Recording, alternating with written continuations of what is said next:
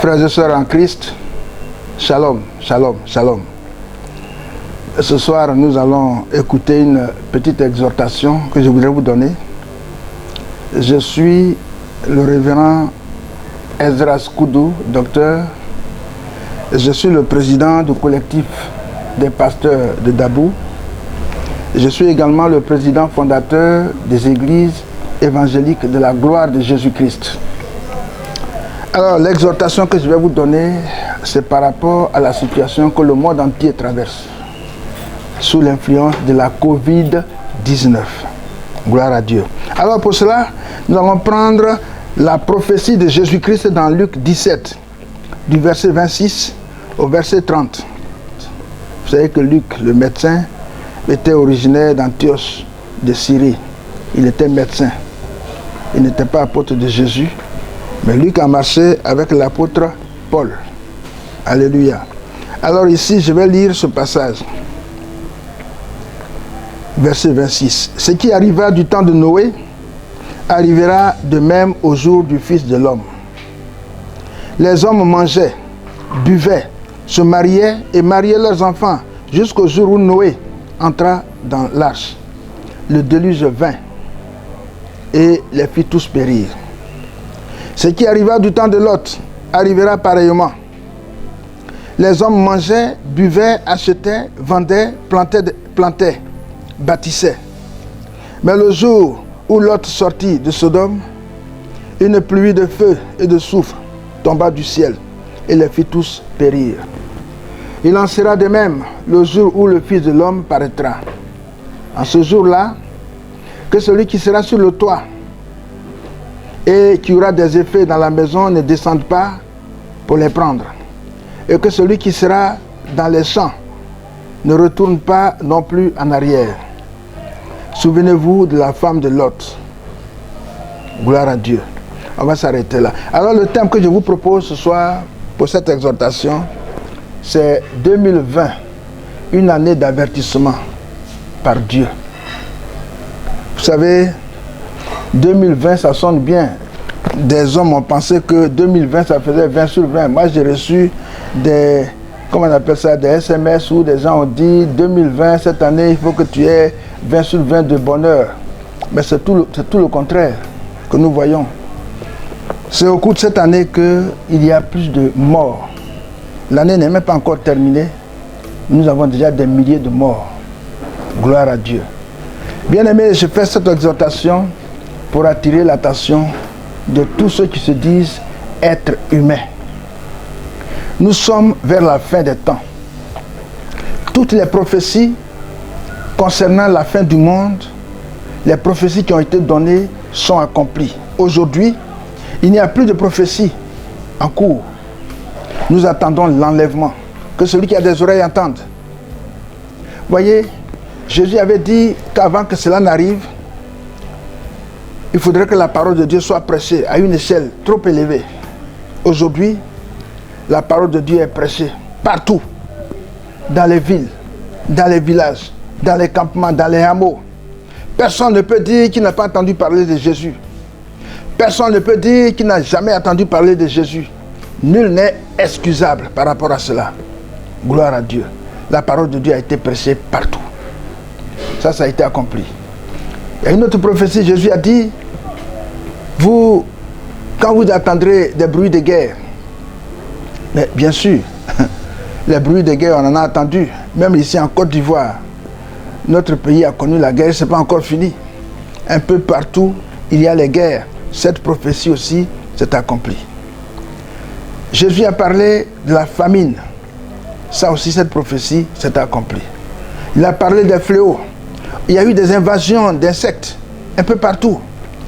Et parmi les fléaux, nous connaissons les fléaux concernant les maladies, les pandémies. Nous avons connu le choléra, la peste. Nous avons connu le sida. Mais attention, le virus du sida, le VIH, a été créé.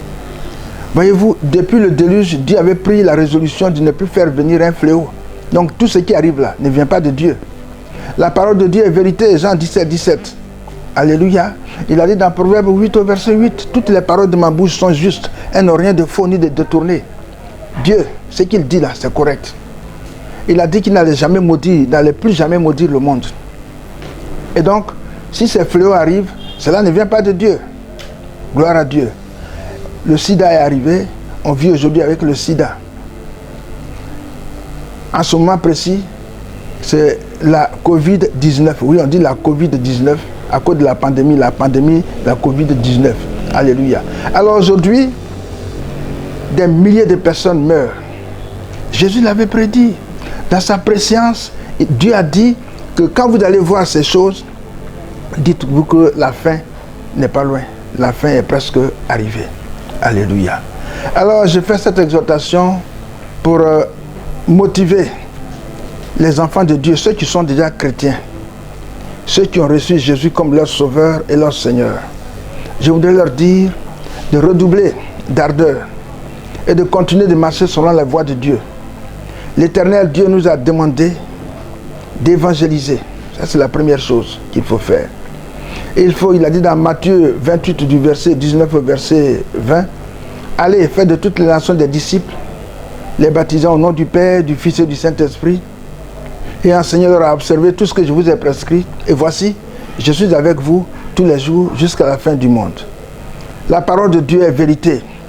Alors si tu es vraiment baptisé, si tu as accepté Christ comme ton sauveur et ton Seigneur personnel, c'est ce que tu dois faire.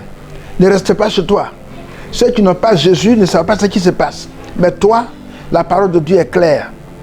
Elle t'a précisé que quand ces choses allaient se passer, alors la fin ne serait pas loin.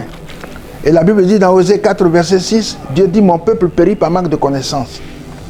Toi, tu as la connaissance. Va vers tes frères qui n'ont pas cette connaissance et dis-leur de donner leur vie à Christ.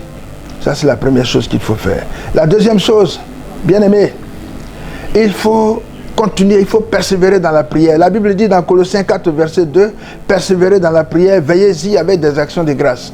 Il faut prier. La prière est le seul moyen par lequel on peut rentrer en contact avec Dieu. On peut communiquer avec Dieu, on peut échanger avec Dieu. Quand tu lis la Bible, c'est Dieu qui te parle. Quand tu pries, c'est toi qui parles à Dieu. C'est ce qu'il faut faire. Il faut prier. Ça, c'est la deuxième chose qu'il faut faire. La troisième chose, il faut laisser tout ce qui ne glorifie pas le nom de Dieu dans ta vie. Jésus a dit, si tu veux être son disciple, il faut renoncer à toi-même. Quels que soient tes titres, il faut renoncer à toi-même. Ça, c'est la première chose qu'il faut faire. Il ne faut pas aimer quelque chose d'autre, plus que Dieu. Si tu aimes tes enfants, tu aimes ton papa, tu aimes ta maman, tu aimes tes frères et soeurs, tu aimes quelque chose plus que Dieu, cette chose que tu aimes plus que Dieu, là, c'est une idole. Alors tu pratiques l'idolâtrie. Alors que Jésus a dit dans Ésaïe 42, verset 8, il dit, je suis l'Éternel, c'est là mon nom, je ne donnerai pas ma gloire à un autre, ni mon honneur aux idoles. Donc tu es en train de donner l'honneur de Dieu aux idoles. Il faut aimer Dieu plus que tout. Dieu d'abord. Ça, c'est la troisième chose qu'il faut faire. La quatrième et dernière chose qu'il faut faire, bien-aimé, il ne faut pas rester tranquille. Il faut s'aimer dans la maison de Dieu. Il faut s'aimer dans la maison de Dieu. Il faut que l'œuvre de Dieu avance. Si tu as les moyens, avance. Si tu as les moyens, donne les moyens pour que l'œuvre de Dieu avance. Alléluia. Vous savez, l'histoire nous raconte que dans la Bible, il y a un riche insensé. Ce fermier dont la récolte avait été abondante et qui avait voulu détruire les premiers greniers parce que ces céréales étaient là, il ne savait pas comment les caser, comment les sécuriser. Hein, la récolte est là, les greniers sont pleins, mais la récolte est encore en bas. Donc il a décidé d'abattre les premiers greniers, de construire les plus grands greniers, afin de pouvoir caser toute sa récolte. Et il l'a fait. L'homme est égoïste. Il pouvait regarder du côté des pauvres, des nécessiteux. Il pouvait regarder du côté des veuves, du côté des pauvres, du côté des orphelins. Le ventre des orphelins, le ventre des pauvres, le ventre des veuves, le ventre de l'étranger. Voilà les greniers éternels, les greniers qui durent. Si tu as emmagasiné, tu as rempli ces greniers, tu auras une récompense au ciel. Il y en a qui ont plein de sous, beaucoup de moyens. Et des jeunes gens veulent servir Dieu, ils sont en train de souffrir, mais ça, c'est pas le problème. Les biens que nous avons, les biens terrestres, les biens matériels ne peuvent pas nous garantir le salut.